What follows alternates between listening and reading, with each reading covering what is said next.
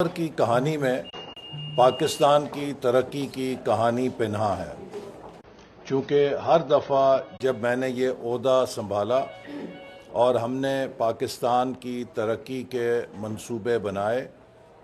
تو ہر بار سیاسی عدم استحکام نے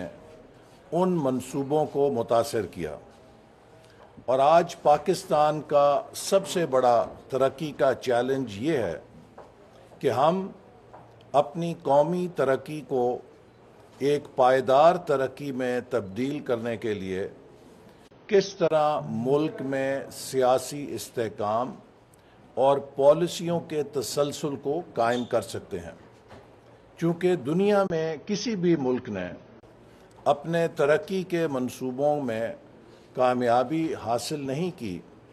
جب تک کہ وہاں پر سیاسی استحکام اور پالیسیز کا تسلسل یقینی نہیں بنا۔ ہمارا ہمسایہ ملک ہے، ہمارا خطہ ہے، بھارت میں تقریباً 10 سال کے لیے وزیر اعظم مودی، پھر 10 سال کے لیے اس سے پہلے وزیر اعظم منموہن سنگھ، پھر بنگلہ دیش میں 15 سال کے لیے حسینہ واجد صاحبہ کی حکومت، ترکی میں طیب اردگان صاحب کی حکومت، ملیشیا میں ڈاکٹر مہاتیر، چائنا میں، آپ کوریا میں کسی ملک کے اندر دیکھیں تو وہاں پر ایک سیاسی کانٹینیوٹی اور سٹیبلٹی نے بڑا کلیدی کردار ادا کیا ہے، جبکہ ہمارے ہاں چاہے ویژن 2010 تھا،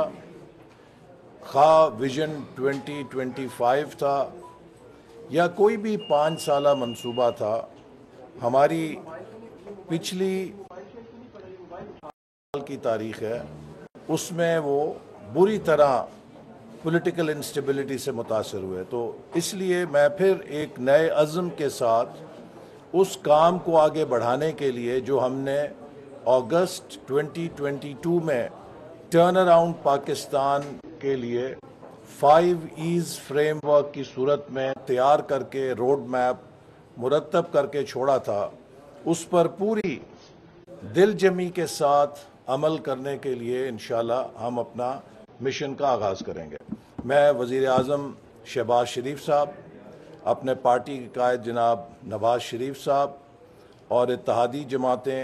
اپنے حلقے کے عوام، نارووال کے عوام اور اپنی حکومت کے ساتھیوں کا بے حد مشکور ہوں کہ ان کے اعتماد نے مجھے دوبارہ اس منصب پر فائز کیا ہے۔ میری ترجیح ہوگی کہ ہم پاکستان کو ایک پائیدار ترقی پر ڈالنے کے لیے ایسی ٹھوس منصوبہ بندی کریں جس سے ملک میں ایک جاب کریشن کے لیے، نوجوانوں کی ترقی کے لیے انٹرپرینوریل ایکو سسٹم پیدا ہو سکے،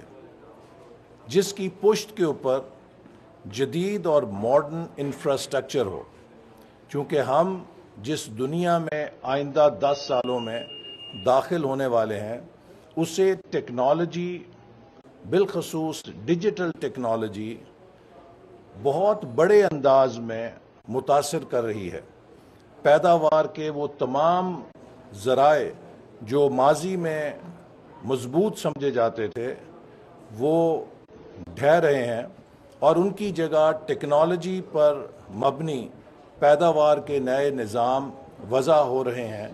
لہٰذا اگر ہم نے عالمی مسابقت رکھنی ہے تو ہمیں اپنی زراعت میں، ہمیں اپنی صنعت میں، ہمیں اپنی ہر پیداواری شعبے کی صلاحیت میں ٹیکنالوجی کو شامل کرنا ہے۔ اسی طرح پاکستان کے لیے ایک بہت بڑا موقع سی پیک فیز 2 کی صورت میں ہے۔ ہماری حکومت جو 16 ماہ کی تھی اس میں ہم نے بڑی محنت کر کے سی پیک پر چین کا دوبارہ اعتماد بحال کیا تھا، اور جس کی بڑی نشانی 1 اگست کو چین کے نائب وزیر اعظم مسٹر ہا لی فنگ کا پاکستان کا سی پیک کے 10 سالہ تقریبات میں شریک ہونا تھا، اور انہوں نے اس موقع پر اعلان کیا تھا کہ چین سی پیک فیز 2 کے لیے 5 نئے کوریڈورز شروع کرنے کے لیے تیار ہے۔ Corridor of growth, corridor of job creation and livelihood, corridor of innovation, corridor of green energy, اور corridor of inclusive regional development. تو ہم انشاءاللہ تعالی پورے عزم کے ساتھ چین کی اس پیشکش کو اسی طرح حقیقت میں ڈھالیں گے جیسے ہم نے 2018 اور 2013 کے درمیان اپنی گزشتہ حکومت میں سی پیک کے پہلے فیز میں تقریباً $25 ارب کی پاکستان میں نہایت کلیدی سرمایہ کاری کو ممکن بنایا تھا. اسی طرح ہماری کوشش ہوگی کہ ہم انفراسٹرکچر کو مضبوط کرنے کے لیے انوویٹو فائنینسنگ میکنزمز پر منتقل ہوں. چونکہ پاکستان کی جو اس وقت معاشی صورتحال ہے اس میں بہت کم سپیس ہے. اس وقت جتنا ترقیاتی بجٹ ہے، جتنا جاری بجٹ ہے، جتنی ہماری ملک کی پینشن ہے یا دفاعی بجٹ ہے، ٹوٹل ہمارا بجٹ قرضوں پر چل رہا ہے. پاکستان کی وفاقی حکومت کے بجٹ میں کل محاصل 7,000 ارب روپے ہیں اور قرضوں کی ادائیگی میں ہی 7500 ارب سے زیادہ پیسے درکار ہیں،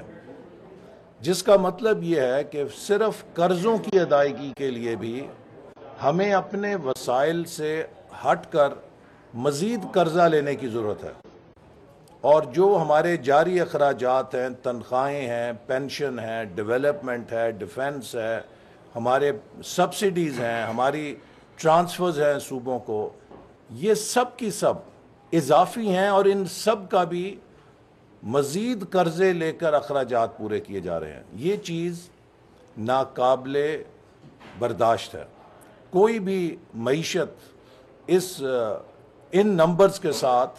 پائیدار نہیں ہو سکتی. لہٰذا ہمارا سب سے بڑا چیلنج اس وقت یہ ہے کہ ہم نے وہ قرضوں کا بوجھ جو ہم پر 2018 اور 2022 میں گزشتہ حکومت ڈال کر چلی گئی، جس میں پاکستان کی تاریخ کے 80% قرضے لیے گئے اور وہ پاکستان کو قرضوں کے دلدل میں پھینک کر چلے گئے اپنی نالائکی اور نااہلی سے. اب ان قرضوں کی ادائیگی کے لیے ہم پاکستان کی پیداواری صلاحیت میں کیسے اضافہ کریں. پاکستان کا مستقبل، پاکستان کی زراعت کی پیداوار میں اضافہ، پاکستان کی صنعت کی پیداوار میں تیز اضافہ، پاکستان کی سروس سیکٹر میں تیزی کے ساتھ پیداواری صلاحیت میں اضافہ، پاکستان کی ٹیکنالوجی اور آئی ٹی سیکٹر میں صلاحیت میں اضافہ، اور سب سے بڑھ کر جو ہمارے 5 E's کا بنیادی پلر ہے کہ پاکستان کو ایک ایکسپورٹ لیڈ گروتھ معیشت میں کیسے ڈھالا جائے. میں پہلے بھی یہ بات کہتا تھا اور اب پھر دہراؤں گا، ہمارے مستقبل کا انحصار اس بات پر ہے